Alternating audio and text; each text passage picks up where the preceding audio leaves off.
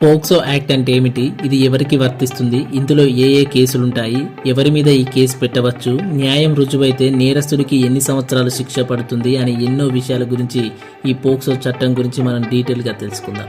దానికంటే ముందు మీరు మన ఛానల్ని ఫస్ట్ టైం చూస్తున్నట్లయితే సబ్స్క్రైబ్ చేసుకోండి.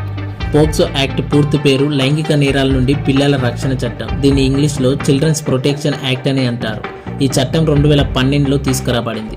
ఆపద సమయాల్లో బాలల ప్రయోజనాలను కాపాడడానికి అండ్ వారి భద్రత మరియు గౌరవాన్ని నిర్ధారించడానికి పోక్సో బిల్లును ప్రతిపాదిస్తుంది. Rajya Sabha July 29, 2019 and Lok Sabha August 1, 2019 దీన్ని ఆమోదించింది. లైంగిక వేధింపుల కేసుల్లో మైనర్ బాలికలను రక్షించడం దీని ప్రధాన కారణం. అయితే ఈ చట్టం 18 సంవత్సరాల కంటే తక్కువ వయసు ఉన్న బాలులు మరియు బాలికలు ఇద్దరికీ వర్తిస్తుంది. పోక్సో కింద దోషులుగా తేలితే కఠినమైన శిక్ష విధించే నిబంధన కూడా ఉంది. గతంలో మరణశిక్ష విధించే నిబంధన లేదు, కానీ తర్వాత జీవిత ఖైదు వంటి శిక్షను కూడా ఈ చట్టంలో చేర్చారు. పోక్సో చట్టంలో వివిధ రకాల శిక్షలున్నాయి. ఇందులో దోషికి 20 సంవత్సరాల జైలు శిక్ష నుండి జీవిత ఖైదు వరకు శిక్ష విధించవచ్చు. దీనితో పాటు జరిమానా కూడా చెల్లించాల్సి రావచ్చు. ఏ నేరానికి ఏ శిక్ష విధించబడిందో ఇప్పుడు తెలుసుకుందాం. పిల్లలను అశ్లీల చిత్రాల కోసం ఉపయోగించుకున్నందుకు దోషిగా తేలిన ఎవరైనా 5 సంవత్సరాల వరకు జైలు శిక్ష అండ్ జరిమానా అనుభవించవచ్చు. ఒక పిల్లవాడు రెండోసారి అశ్లీల చిత్రాల కోసం పిల్లలను ఉపయోగించుకుంటూ పట్టుబడితే అతనికి 7 సంవత్సరాల జైలు శిక్ష అండ్ ప్రత్యేక జరిమానా విధించబడుతుంది. పిల్లలు అసభ్యకరమైన ఫోటోలను సేకరించిన లేదా వాటిని ఎవరితోనైనా పంచుకున్నా శిక్ష విధించే నిబంధన కూడా ఉంది. అలాంటి సందర్భాల్లో నేరస్తుడికి 3 సంవత్సరాల జైలు శిక్ష అండ్ జరిమానా 2 విధించబడతాయి.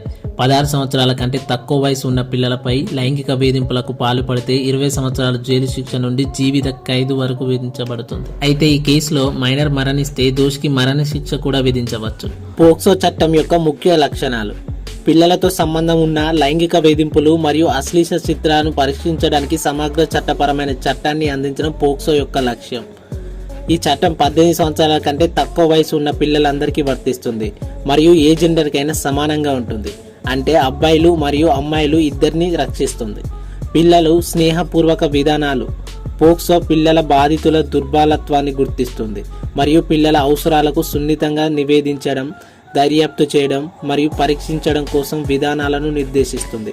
పిల్లల స్నేహపూర్వక పద్ధతిలో సాక్ష్యాలను నమోదు చేయడం అండ్ వేగవంతమైన విచారణ కోసం ప్రత్యేక కోర్టులను ఏర్పాటు చేయడం వంటి నిబంధనలు ఇందులో ఉన్నాయి. లైంగిక నేరాలకు గురైన బాల బాధితులకు మద్దతు సేవల అవసరాన్ని ఈ చట్టం గుర్తిస్తుంది. చట్టపరమైన ప్రక్రియలో బాధితుడి శ్రేయస్సు నిర్ధారించడానికి బాలల సంక్షేమ కమిటీలు మరియు ప్రత్యేక కోర్టులను ఏర్పాటు చేయాలని ఈ చట్టం నిర్దేశిస్తుంది. భారతదేశంలో పిల్లలపై లైంగిక దోపిడీకి వ్యతిరేకంగా జరిగే పోరాటంలో పోక్సో ఒక ముఖ్యమైన చట్టం. పోక్సో చట్టం కింద పురుషులకు మాత్రమే శిక్ష పడదని, ఒక మహిళ లైంగిక నేరం చేసి ఉంటే దోషిగా తేలితే ఆ మహిళకు కూడా అదే శిక్ష విధించబడుతుందని స్పష్టం చేయాలి. దీనితో పాటు దాని బాధితురాలు బాలిక మాత్రమే కాదు, ఒక చిన్నారి కూడా కావచ్చు. మైనర్ పిల్లలపై లైంగిక వేధింపులకు సంబంధించిన అనేక కేసులు కూడా వెలుగులోకి వస్తున్నాయి.